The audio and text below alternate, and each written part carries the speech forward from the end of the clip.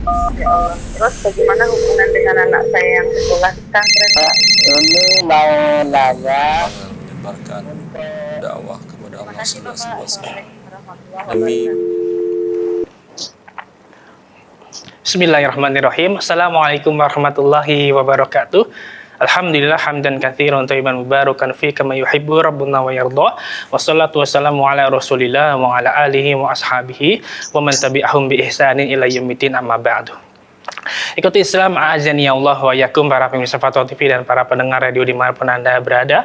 Alhamdulillah senang sekali di kesempatan yang berbahagia ini kami dapat menyapa Anda kembali di program live interaktif seputar pembahasan ekonomi Islam.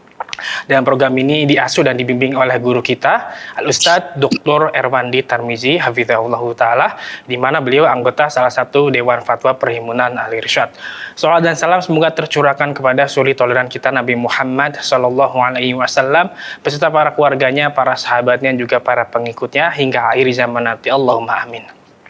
Ikuti Islam azani ya Allah wa yakum, kami menginformasikan pada Anda untuk live interaktif ini kami direlay atau disiarkan juga oleh beberapa stasiun radio. Di antaranya ada Radio Bimbas Yogyakarta, Radio Sahabat Tegal, kemudian Radio Suara Madinah Caruban, Radio MDFM Probolinggo, Radio Hang FM Batam, kemudian Radio Ambumba Pangkal Pinang, Radio Sago FM Sumatera Barat, Radio Gema FM Bontang, Radio Al-Hikmah Banyuwangi, kemudian Radio Albina AM Bekasi, Radio Tua FM Riau, Radio Dai Tengaran, dan Radio Mas FM Seragen. Kami mengucapkan jazakumullahu khairan. Dan alhamdulillah telah terhubung bersama guru kita, Al-Ustadz Dr. Erwandi Tarmizi, Hafizahullah Ta'ala, langsung dari kediaman beliau di Bogor, Jawa Barat. Dan kita sapa beliau dahulu. Assalamualaikum warahmatullahi wabarakatuh, Ustadz. Assalamualaikum warahmatullahi wabarakatuh. Ahlan, Ustadz. Bagaimana kabarnya, Ustadz? Ya akhi. Alhamdulillah, min ni'mah. Alhamdulillah, jazakallah khairan, Ustadz, sudah menyempatkan waktu untuk bisa live pada harinya, Ustadz. Allah yassir. Ikuti Islam azani ya Allah wa yakum, kami mengajak Anda untuk berpartisipasi. Jika Anda ingin mengajukan pertanyaan khususnya tentang muamalah ekonomi Islam, Anda bisa menghubungi layanan telepon kami di 021 2123 2333, di 021 2123 2333, dan nomor telepon tersebut tertera di layar kaca Anda saat ini. Dan kepada Ustadz mohon izin bisa langsung dibacakan pertanyaan yang sudah masuk, Ustadz.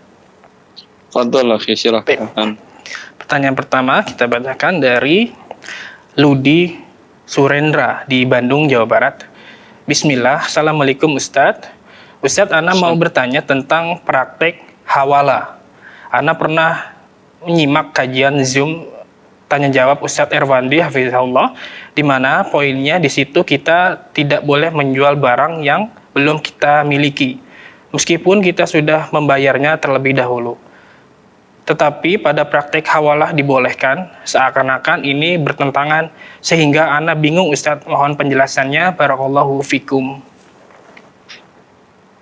Coba ulangi, maksudnya hawalah atau wakalah? Hawalah Ustadz, sini bertanya menyebutkan di mana poin di situ kita tidak boleh menjual barang yang belum kita miliki, meskipun kita sudah membayarnya terlebih dahulu. Akan tetapi pada praktek hawalah dibolehkan, seakan-akan ini bertentangan, sehingga Ana bingung, mohon penjelasannya Ustadz. Kalau dengan hawalah tidak ada hubungannya. Hawalah itu ada tiga pihak, A berhutang kepada B, B berhutang kepada C. Lalu pihak yang tengah-tengah mengatakan kepada C, C bayarkan hutang langsung kepada A. Maka dia menghawalahkan, mengihalahkan, yaitu mengalihkan kewajibannya kewajiban B kepada A menjadi kewajiban C kepada A. Itu yang hawalah, tidak ada jual beli di situ. Kalau wakalah, mungkin bisa saya jawab pertanyaannya. Ustadz, Masya Allah, jazakallahu khairan, barakallahu fiikum atas jawaban dan penjelasannya. Demikian atas nama Ludi Surendra, semoga bermanfaat jawabannya. Ikuti Islam azani ya Allah wa ikum. Kembali kami mengajak Anda untuk berpartisipasi. Jika Anda ingin mengajukan pertanyaan khususnya muamalah, Anda bisa menghubungi layanan telepon kami di 021 2123 2333. Dan kita bacakan pertanyaan selanjutnya Ustaz dari Ahmad Sepudin di Bogor, Jawa Barat. Assalamualaikum Ustaz, saya mau tanya apa hukum menjadi pegawai pajak negara? Jika berhenti, maka akan ada denda yang harus dibayar karena perjanjian di awal masuk. Apakah dijalankan dahulu sampai selesai target ikatan dinasnya atau sebaiknya tetap resign dari tempat kerja tersebut? Mohon nasihat dan penjelasannya Ustaz. Jazakallahu khairan. Allah. Beliau bertanya tapi beliau telah menjawabnya, Ustaz, apa hukum bekerja di kantor pajak? Lalu beliau mengatakan apakah resign dulu atau menyelesaikan pekerjaan dulu. Berarti tersirat dari statement yang bertanya itu Ahmad Saifuddin bahwa beliau meyakini bekerja di kantor pajak tidak halal. Dan memang itu yang saya paham dan yang dijelaskan oleh para ulama dari masa ke masa. Ya.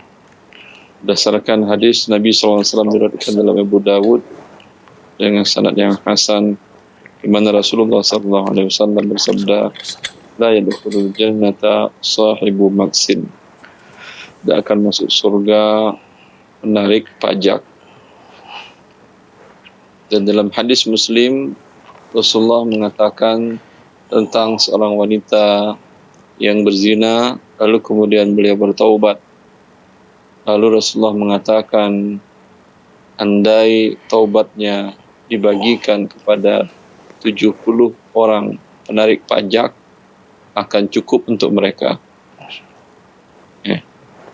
Berarti seperti berzina adalah dosa besar, penarik pajak juga bagian dari dosa besar. Ya, wallahu ta'ala alam. Adapun pertanyaannya, apakah menyelesaikan ikatan dinas dulu ataukah langsung berhenti? Bila Anda mengetahui hukumnya haram, maka tidak halal bagi seorang muslim membiarkan dirinya, tidak elok bagi seorang muslim berada di tempat yang dia tahu bahwa tempat itu adalah tempat yang haram. Itu akan berdampak kepada psikologisnya sendiri, jiwanya, dan kegiatan sehari-harinya dia. Ya, maka seorang yang muslim ketika mengetahui sesuatu yang diharamkan oleh Allah dan dia terlanjur melakukannya, hanya satu yang bisa dia lakukan, yaitu langsung bertobat kepada Allah. Sehingga dengan pertobatan itu Allah bergembira kepada perbuatannya, dan dengan demikian Allah akan memudahkan segala urusannya.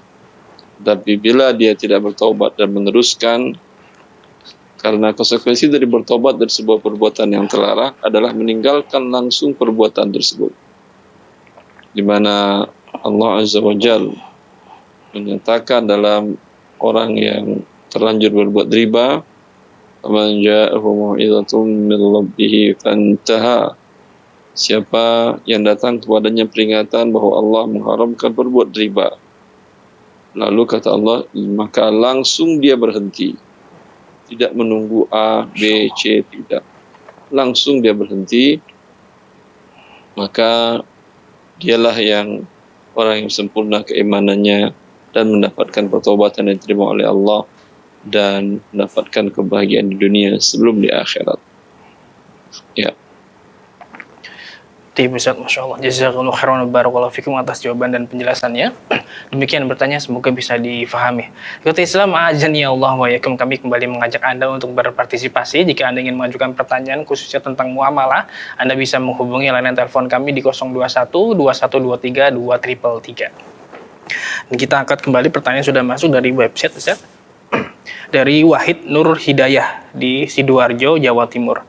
Assalamualaikum warahmatullahi wabarakatuh Ustadz. Ana izin bertanya, hukum pemberian hadiah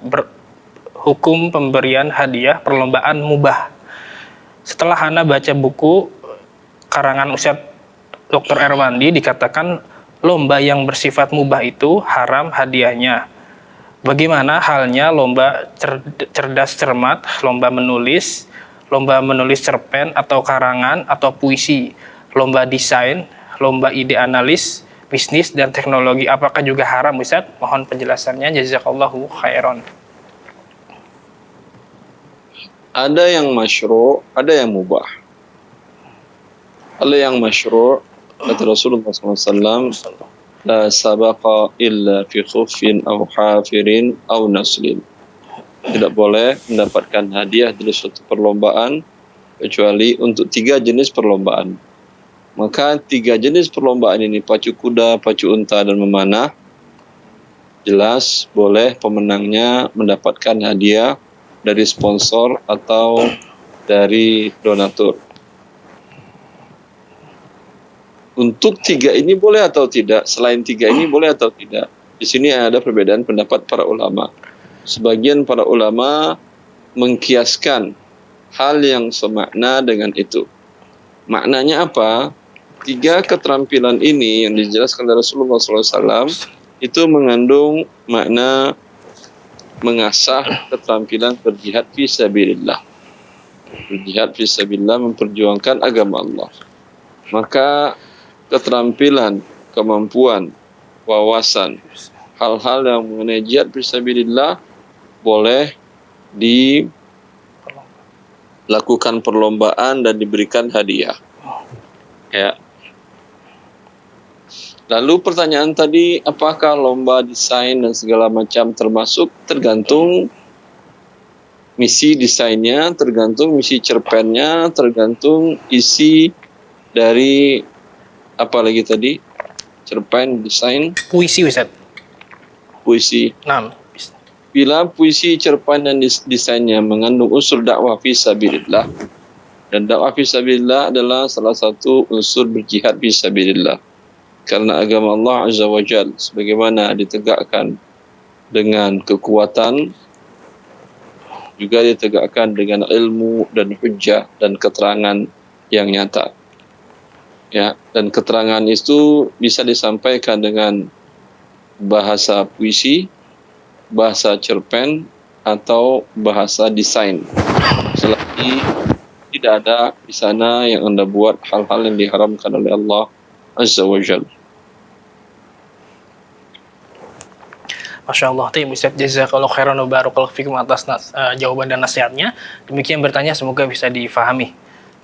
Dan kita angkat kembali pertanyaan yang sudah masuk di website dari Sulaiman di Depok, Jawa Barat. Assalamualaikum Ustaz, Bismillah, hukum GoFood di masa pandemi ini, di mana ada beberapa orang yang beralasan isolasi mandiri jika tidak bisa keluar untuk membeli makanan ataupun bahan makanan, yang dimana tempat tinggalnya adalah perumahan yang tidak ada penjual lewat depan rumah. Apakah hal ini masih diperbolehkan memesan makanan via online ya Ustaz? Mohon nasihatnya, jazakallahu khairan. Ya. Hukum asal GoFood di situ mengandung 2 hal, yaitu mengandung qard dan ijarah.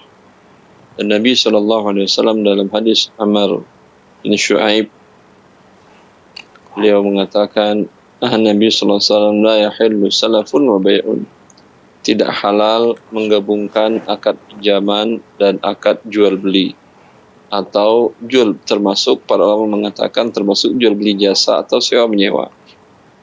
Dan pada GoFood itu di mana pihak driver meminjamkan uang untuk si konsumen, berarti ada akad qard. Kemudian pihak driver nagih hutang ditambah dengan biaya transportasi. Di sini juga ada makna ijarah, sewa menyewa, jual beli jasa. Maka termasuk dalam larangan Nabi Sallallahu Alaihi Wasallam tadi. Ya. Bila sesuatu yang dilarang oleh Rasulullah Sallallahu Alaihi Wasallam, tentu pelakunya berdosa. Ya. Akan tetapi bila berkaitan dengan suatu hal yang sangat penting, yang kategorinya ada darurat, ada hajiyat, ada tahsiniyat, Kalau tahsiniyat itu bagaimana hidup lebih enak, atau kebutuhan tersier biasanya. Untuk kebutuhan, bukan kebutuhan pokok. Sebetulnya dia bisa memenuhi kebutuhannya dengan apa yang ada di rumahnya. Tapi ingin yang lebih enak. Itu namanya kebutuhan tahsiniyat. Tahsiniyat tidak bisa menghalalkan yang diharamkan dalam syariat. Tetapi bila kebutuhannya hajiyat atau bahkan sampai pada tahap daruriyat. Kalau hajiyat bila tidak terpenuhi susah. Dalam kondisi isoman mungkin beda-beda kasus. Ada orang yang untuk bertransaksi dengan GoFood tadi atau GrabFood tadi sampai pada tahap daruriyat, di mana para tetangganya, para sejawat tidak memperhatikan kebutuhan makanan dia pada saat isoman. Dan qadar Allah, dia memang tidak ada menyediakan perbekalan, persiapan makanan karena tidak pernah dia rencanakan dia akan isoman.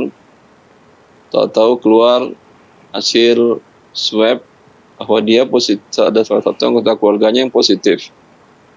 Itu langsung dia melakukan isoman. Sudah tidak bisa lagi dia bebas bergerak karena dikhawatirkan akan membawa virus kepada orang banyak. Maka ini bisa ditap dan tidak ada perbekalan di rumahnya. Beras mungkin cukup hanya untuk 2 hari makan. Lauk, air dan buah yang ada di rumahnya dalam kulkasnya juga cukup sehari makan. Dan seperti tadi, tetangga-tetangga dan teman sejawat mungkin satu dan lain hal, walhasil tidak ada perhatian dari mereka. Ini bisa masuk tahap membolehkan yang diharamkan tadi. Ya. Tapi orang yang walaupun dia isoman dan alhamdulillah tetangganya atau teman sejawatnya peduli dengan kasus seperti ini sehingga mereka memberikan, mengantarkan dan menghadiahkan setiap waktu makan kebutuhan pokok mereka, maka tentu tidak termasuk dalam hajiyat atau daruriyat untuk mereka bertransaksi dengan pihak tersebut. Walhasil dalam hal seperti ini sifatnya adalah kasuistik. Ya, kasus per kasus mungkin berbeda hukumnya. Wallahu a'lam. Baik Ustaz, Masya Allah, jazakallahu khairan wa barakallahu fikum atas jawaban dan penjelasannya. Demikian yang bertanya semoga bisa difahami. Ikuti Islam, azan ya Allah wa yakum. Kembali kami mengajak Anda untuk berpartisipasi. Jika Anda ingin mengajukan pertanyaan khususnya tentang muamalah, Anda bisa menghubungi layanan telepon kami di 021 2123 2333 dan nomor telepon tersebut tertera di layar kaca Anda saat ini. Kita lanjutkan bacaan pertanyaan dari website dari Heru di Pandeglang, Banten. Bismillah, izin bertanya Ustadz. Ana tergolong baru bekerja di instansi Pemda dan salah satu job desk-nya pendataan jumlah hewan ternak yang digunakan sampai tingkat nasional. Selama ini banyak yang menolak tugas tersebut karena belum ada kegiatan real pendataan di lapangan. Jadi bisa dikatakan data berupa angka di atas kertas. Bagaimana status honor dari tugas tersebut dan bagaimana sikap Ana terhadap bagaimana status honor dari tugas tersebut dan bagaimana sikap Ana sebaiknya karena terus disudutkan untuk mengerjakan tugas tersebut oleh atasan. Mohon nasihat dan penjelasannya Ustaz. Jazakallahu khairan. Wallahu a'lam. Ya, bila Anda dibebani suatu tugas dan suatu tugas itu bukan suatu hal mustahil. Karena kalau mustahil tentu tidak mungkin negara atau pemerintah daerah menyediakan bagian divisi yang membutuhkan anggaran, sedangkan tugasnya mustahil tidak mungkin untuk bisa dilaksanakan. Ya, adapun Anda mengatakan yang lain-lain tidak melakukan, ya, kemungkinan beda daerah, beda kebutuhannya. Walhasil bila Anda sudah menerima berada di sana, tentu lakukan pendataan dengan baik. Sebagaimana manusia bisa didata, hewan juga bisa didata. Ya, seperti sebagian negara seperti di negara-negara kaum muslimin yang lain, di mana zakat hewan ternak seperti zakat unta, sapi, kambing, domba itu ditarik oleh negara. Negara, ya, apalagi ini Pemda lebih kecil, ya, lebih kecil, insya Allah bisa dihitung.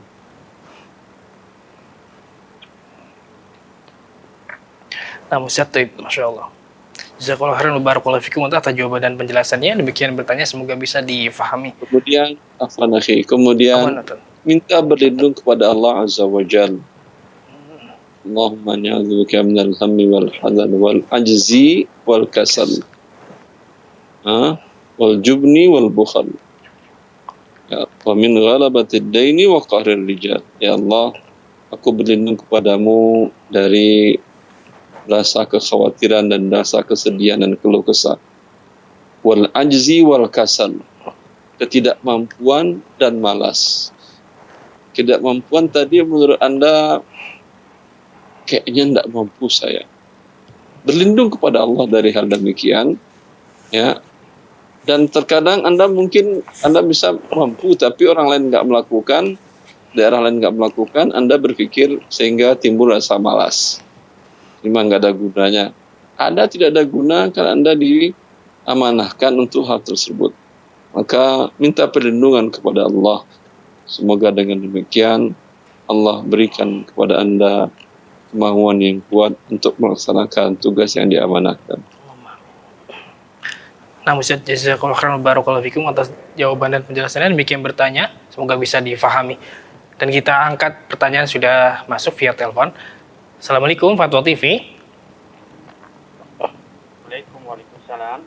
Ya, dengan Bapak Adi di Cilengsi, Bapak ya? Iya, betul. Ya, silakan pertanyaannya. Bismillah. Assalamualaikum Ustaz. Assalamualaikum warahmatullahi Wabarakatuh.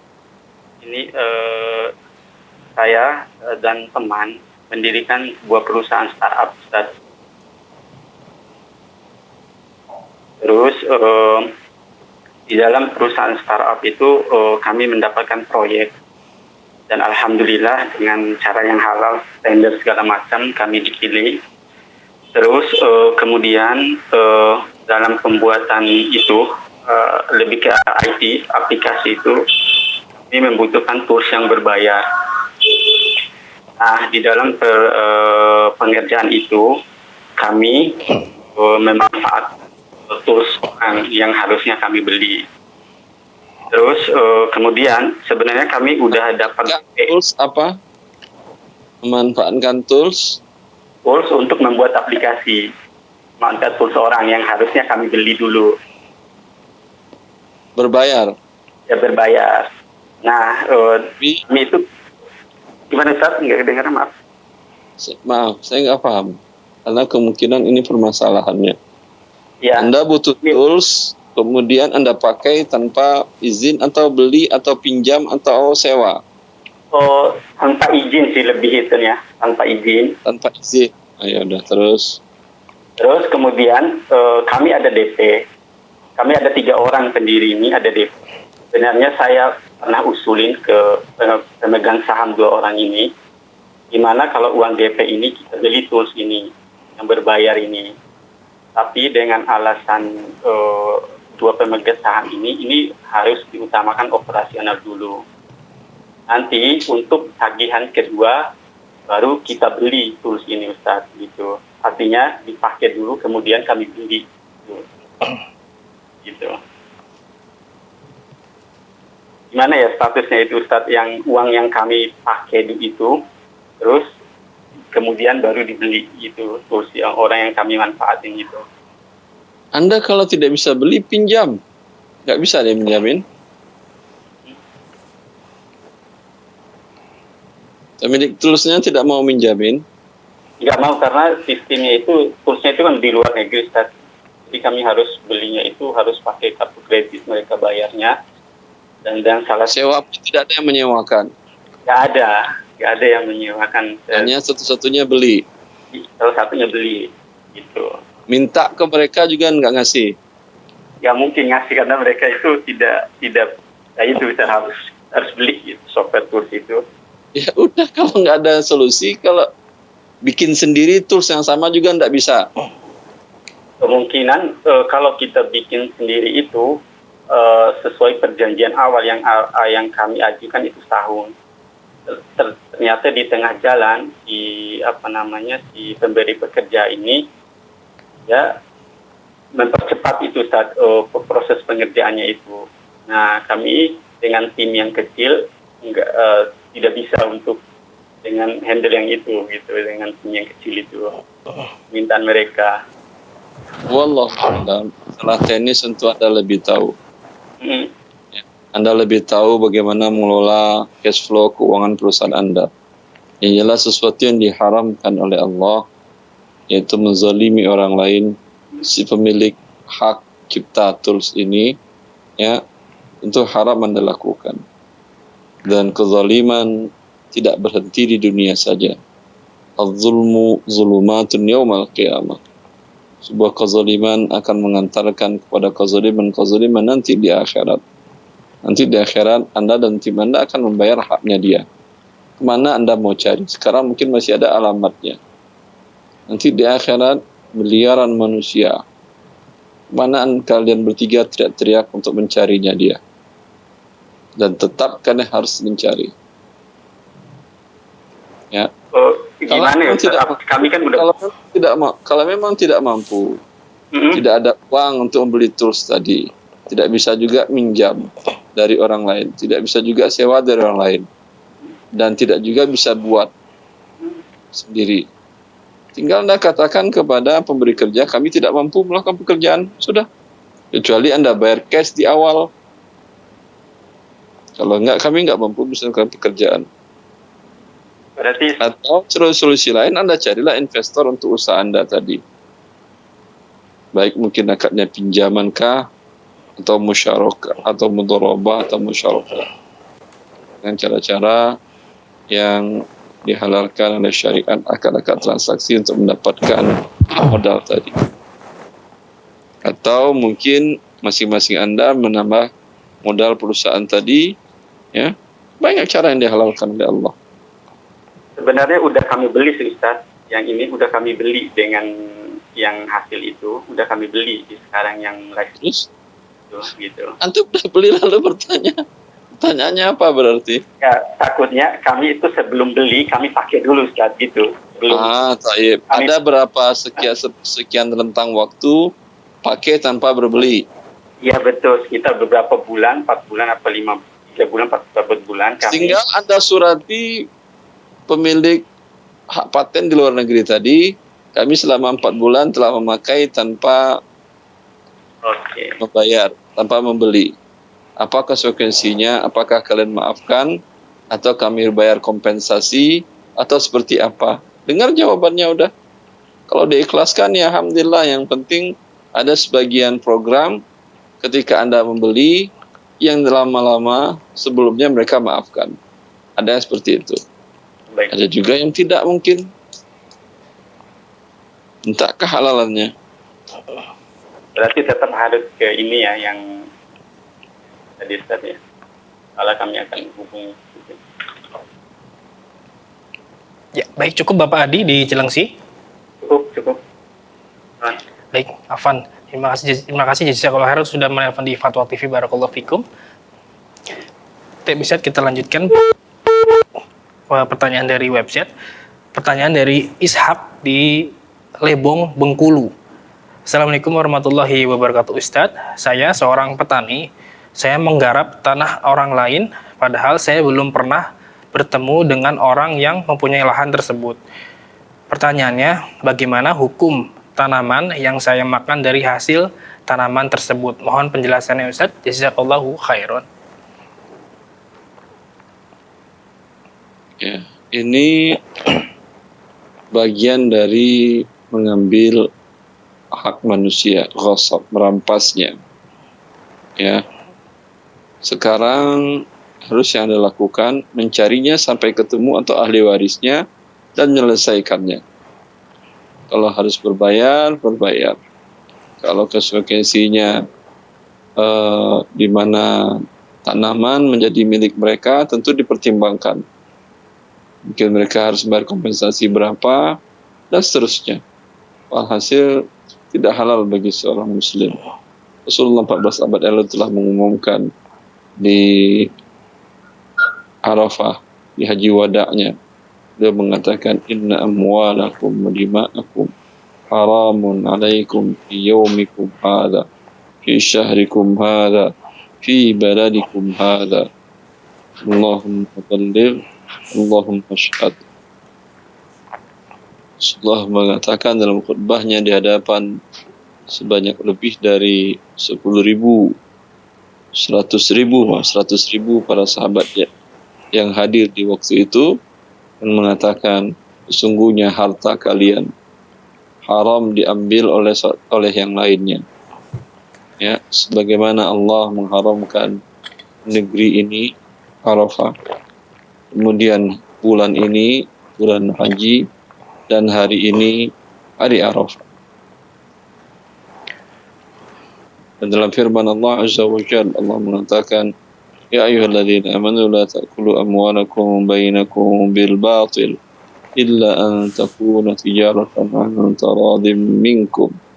Wahai orang-orang beriman, dan adalah beriman dan kita adalah beriman, janganlah kalian memakan harta manusia dengan cara yang batil. Bagaimana cara makan harta manusia dengan batil? Seperti itu, mengambil tanpa izin dari orangnya, menggunakan tanpa izin dari pemiliknya. Ya. Kecuali ada aturan dari pemerintah daerah. Bila tanah kosong, lahan tidur selama sekian waktu, boleh siapapun menggunakan untuk ditanami palawija. Itu boleh kalau ada aturan dari pemerintah daerah setempat. Bila tidak, tidak halal bagi seseorang untuk memanfaatkannya. Masya Allah. Nah, Ustaz, Ustaz jazakallahu khairan wa barakallahu fikum atas penjelasan dan jawabannya. Demikian bertanya, semoga bisa difahami. Ikhwatul Islam, a'azani ya Allah wa iyyakum, kembali kami mengajak Anda untuk berpartisipasi. Jika Anda ingin mengajukan pertanyaan khususnya perihal muamalah, Anda bisa menghubungi layanan telepon kami di 021 2123 2333. Nah, kita bacakan pertanyaan kembali Ustaz dari Joni di Jakarta Timur. Bismillah, izin bertanya Ustadz, apakah boleh uang zakat untuk orang korban musibah, misal untuk kecelakaan, kebakaran, dan lain-lain?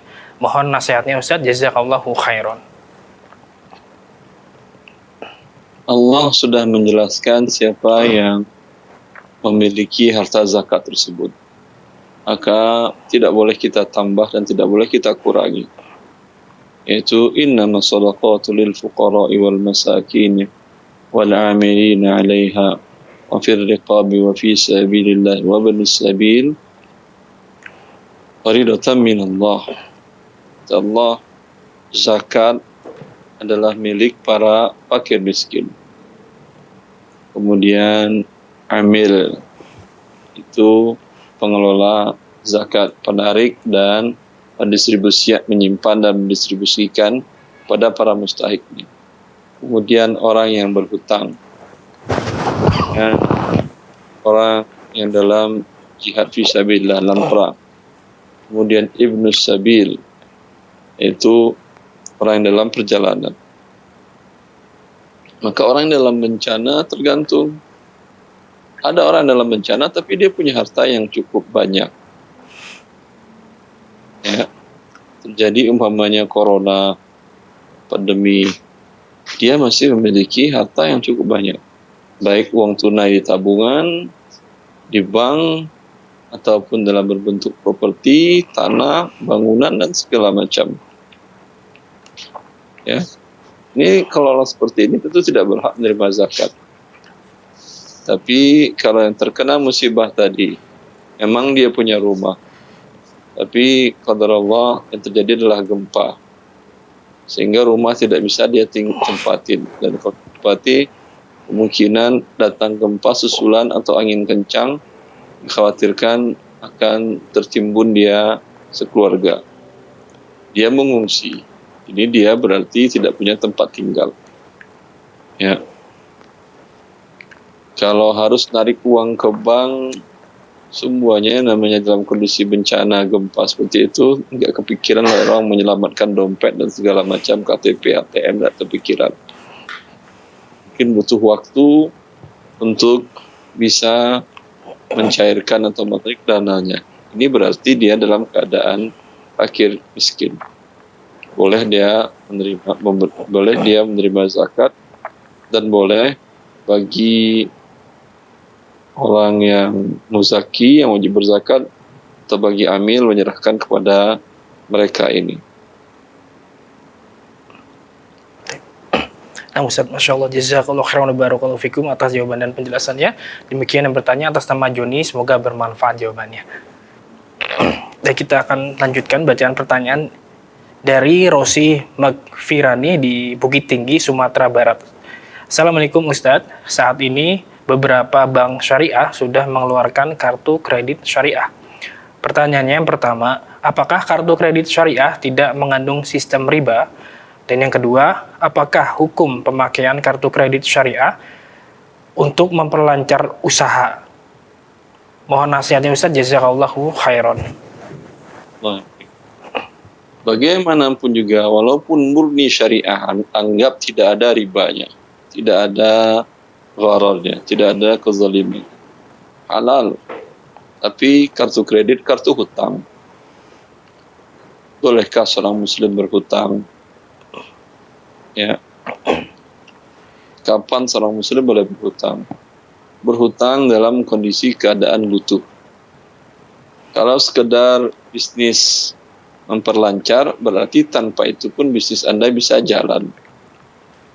Kalau tidak bisa jalan sama sekali, ya, dan Anda tidak bisa, dan bisnis Anda tidak bisa bisnis dirubah lagi, bisnis yang tidak menggunakan kartu kredit. Ini berarti kebutuhan Anda mendesak. Ya. Boleh seorang muslim bila ada kebutuhan mendesak untuk berhutang. Dengan syarat dia mampu membayarnya, ada aset untuk menutupnya. Ya. Kemudian barulah Anda lihat kartu kredit mana yang akan Anda pilih. Lihat yang tidak ada memberikan denda keterlambatan. Dan tidak ada pertambahan yang harus dibayar dari uang yang ditarik tunai. Kalau Anda umpamanya tarik tunai di ATM menggunakan kartu kredit, ya, tidak ada pertambahan, tidak ada bunga, ya, itu boleh. Lalu dari mana bank dapat keuntungan? Dia dapat dari dua hal. Pertama, biaya administrasi ya dari merchant sebagai fee marketing. Setiap kartu kredit digunakan, itu pihak merchant membayar sekitar 2,5% untuk pihak bank penerbit kartu. Dari situ dia dapat keuntungan. Adapun biaya sewa, yaitu biaya annual fee, biaya tahunan, ya harus real. Mana di sana bank tidak pernah mendapatkan keuntungan. Ya, wallahu a'lam. Terima kasih jazakallahu khairan wa barakallahu fikum atas jawaban dan penjelasannya. Demikian bertanya, semoga bisa difahami. Dan kita angkat pertanyaan via telepon yang sudah masuk. Assalamualaikum Fatwa TV. Halo, Assalamualaikum. Waalaikumsalam warahmatullahi wabarakatuh. Dengan siapa di mana Bapak? Dengan Pak Ramli di Tangerang. Ya, baik, silakan pertanyaannya. Assalamualaikum Ustaz. Assalamualaikum warahmatullahi. Saya ingin bertanya Ustaz, ini kan kebetulan saya telah habis menjual satu unit rumah, ya. Nah, kemudian saya kan mau mengeluarkan zakat malnya Ustaz. Yang saya tanyakan, apakah boleh saya memberi zakat kepada anak perempuan saya yang sudah 2 tahun ini suaminya resign dan tidak mempunyai penghasilan tetap, Ustaz. Sebentar. Ya, Ya. ya Ustaz. Anda menjual rumah, kebutuhannya apa? Ya, kebutuhannya untuk membelikan aset rumah lagi kepada anak yang lain, Ustaz, gitu loh. Bukan dagang rumah kan ya? Bukan jual beli properti kan ya? Dan saya bukan jual beli, Kan. kebetulan saya pas lagi masa ini kebetulan pas lagi ada keperluan, saya kebetulan ada aset. Ya. Berarti karena butuh uang. Tuh. Kemudian dari semenjak terjual, sudah berapa lama terjual? Sudah berapa lama Anda terima uang tunainya? Baru 2 minggu ini, Ustaz. Baru 2 minggu. Maka tidak ada zakatnya. Oh, begitu. Ya, iya. Ini zakat apa namanya? Zakat uang ada nisab, tidak ada haul. Ini ke baru 2 minggu. Oh iya. Zakat perniagaan Anda bukan dagang rumah. Anda jual rumah karena butuh. Orang kalau dagang rumah, dia harga tinggi, dia akan lepas, butuh tidak butuh akan dia lepas. Nanti dia beli lagi yang lain, ditempatin atau disewakan dulu, ketika harganya naik, dia lepas lagi. Itu namanya pedagang. Butuh tidak butuh uang, dia lepas karena salah satu cara dia untuk mengembangkan uangnya. Kalau Anda bukan karena ingin mengembangkan uang, karena ingin mendapatkan uang, Ya. untuk menutupi kebutuhan, maka tidak ada maka ini bukan barang dagangan namanya, dan tidak ada zakat rumah, kecuali dari 2 minggu tadi setelah 1 tahun dan uangnya masih di atas 1 nisab, itu baru dikeluarkan zakatnya. Baik, Ustaz. Baik. Ya. Jelas. Adapun untuk membantu anak Anda karena suaminya qadarullah terdampak Oh, ekonominya, itu tidak mesti harus dengan zakat. ya, Ustaz. Baik, Ustaz. Ya. Ya, baik. Dan Allah Yes. khairan, Ustaz. Terima kasih. Allah baik. Allah, ya, terima kasih Bapak Ramli sudah menelpon di Fatwa TV. Barakallahu fikum, semoga bermanfaat jawabannya. Dan kita bacakan pertanyaan berikutnya, Ustaz, dari Anissa di Sukabumi, Jawa Barat.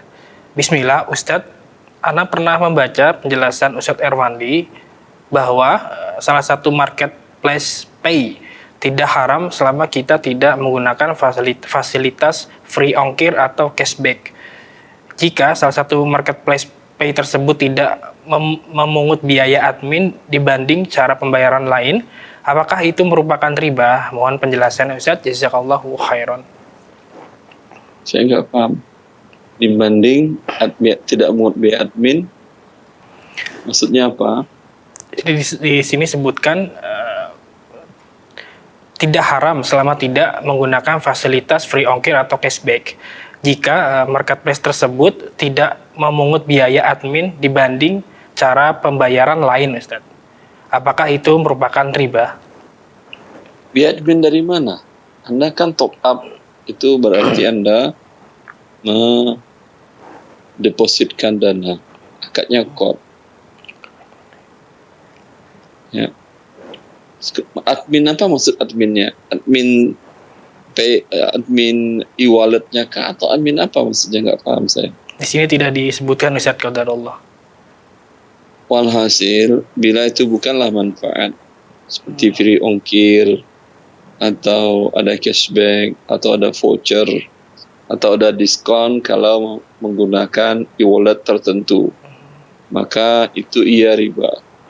Kalau di sana ada akad qard, yang ada manfaat untuk memberi qardnya adalah si pemegang e-wallet tadi. Wallahu a'lam. Tapi Ustaz, jazakallahu khairan wa barakallahu fiik atas jawaban dan penjelasannya. Demikian bertanya, semoga bisa difahami. Ikuti Islam azani ya Allah wa yakum. Kami mengajak Anda kembali untuk berpartisipasi. Anda bisa menghubungi layanan telepon kami di 021 2123 2333. Dan kita lanjutkan pertanyaan Ustaz dari Gina di Padang, Sumatera Barat. Assalamualaikum warahmatullahi wabarakatuh Ustaz. Mohon nasihatnya. Ibu saya seorang PNS yang memiliki hutang di bank sekitar 200 juta. Hutang ini akan diputihkan atau dianggap lunas jika ibu saya meninggal. Karena hutang tersebut diasurasikan maksudnya. Jika orang tua memiliki uang, namun uangnya digunakan untuk pergi umroh atau haji, bukan untuk melunasi hutang di bank tersebut. Apakah boleh hal demikian tersebut ya Ustadz? Mohon nasihatnya, jazakallahu khairan. Boleh dengan syarat dia memiliki harta yang lain. Kalau qadarullah dia wafat, maka bisa dilunasi utangnya dari harta yang ditinggalnya. Nah, bisa jazakallahu khairan barakallahu fikum atas jawaban dan penjelasannya. Demikian Ibu Gina, semoga bermanfaat jawabannya. Nah, kita angkat kembali pertanyaan yang Kecuali utang riba ya, kecuali utang riba. Kalau hutang riba, tentu seorang muslim seperti yang kita jelaskan tadi, ketika dia mengetahui bahwa pengajuan kredit dan kreditnya cair ke bank konvensional, itu berarti dia sebagai pemberi makan riba, maka semenjak itu dia terus berdosa. Dan dosanya dosa besar, karena mendapatkan kutukan dari Rasulullah SAW. Rasulullah mengutuk pemakan riba, dalam hal ini adalah bank konvensional yang berikan dana, kemudian meminta pertambahan bunga. Berarti dia pemakan riba. Kemudian siapa yang dikutuk oleh Rasulullah lagi? Wa mukilahu, yaitu penerima kredit dan membayarkan bunga ribanya pada bank konvensional. Kemudian siapa yang dikutuk lagi? Wa katibahu, yaitu penulisnya, yaitu notaris yang melegalkan, yang membuatkan perjanjian ribanya tersebut. Kemudian wasyahidai, kemudian saksi dalam transaksi riba tadi. Hum sawa, kata Nabi, mereka semua sama terkutuknya. Ya. Maka kalau ini doa Rasulullah terkutuk, berarti menjadi terkutuk. Yang penting seorang muslim berlepas diri dari hal dosa besar lebih penting daripada dia melakukan perbuatan ibadah umroh tadi. Nah, Ustaz, taib jazakallahu khairan wa barakallahu fiikum atas jawabannya. Demikian bertanya, semoga bisa difahami. Dan masih ada waktu 7 menit, Ustaz. Kita bacakan pertanyaan berikutnya dari Ade Sudirman di Jakarta Barat. Assalamualaikum Ustaz. Bismillah, bagaimana hukum menerima hadiah dari santri ketika acara pernikahan atau untuk hadiah pernikahan guru tersebut? Mohon nasihatnya, jazakallahu khairan. Guru menikah, kemudian santri berikan hadiah. Nah, Ustaz. Ini bagian dari orang penerima jasa memberikan hadiah kepada pemberi jasanya. Tentu ini tidak dibolehkan. Ya. Dan termasuk ini bagian dari riswah. Lalu bagaimana murid-murid ingin juga memberikan hadiah kepada gurunya? Minta izin kepada pihak yayasan kalau sekolah swasta. Tapi kalau negeri, peraturannya itu tidak membolehkan kecuali hadiah di bawah Rp500.000. Tidak dianggap sebagai gratifikasi oleh KPK. Tetapi dalam syariat tetap berdosa. Bukan berarti pemerintah membolehkan. Ya. Maka kalau dalam sekolah swasta tinggal memberitahukan kepada pihak yayasan mereka membolehkan atau tidak, atau ada solusi lain untuk cara memberikan kepada guru tadi. Wallahu a'lam. Masya Allah, taib Ustaz, jazakallahu khairan wa barakallahu fikum atas jawaban dan penjelasannya. Demikian yang bertanya, semoga bisa difahami. Dan pertanyaan tersebut ada pertanyaan terakhir di kesempatan kali ini Ustaz. Alhamdulillah, terima kasih jazakallahu khairan atas waktu dan ilmunya Ustaz. Allah barik fiik. Fik barakallahu Ustaz. Ikuti Islam, Allah wa yakum. Demikianlah live interaktif pada hari ini. Semoga apa yang disampaikan Ustaz bisa bermanfaat dan kita bisa mengambil faedahnya. Dan kami informasikan kembali untuk Anda yang ingin mengetahui kegiatan Dewan Fatwa dan Fatwa TV, Anda bisa akses website kami di www.dewanfatwa.com. Demikian live interaktif pada hari ini. Kami kru yang bertugas mohon undur diri, mohon maaf atas kesalahannya, dan semoga kita bisa berjumpa kembali di lain kesempatan. Kita tutup dengan kafaratul majelis. Subhanakallahumma bihamdika, asyhadu alla ilaha illa anta, astaghfiruka wa atubu ilaik. Wassalamualaikum warahmatullahi wabarakatuh. Ya Allah. Terus bagaimana hubungan dengan anak saya yang sekolah di pesantren? Ini mau nanya menyebarkan dakwah kepada Allah seluas-luasnya Assalamualaikum warahmatullahi demi wabarakatuh.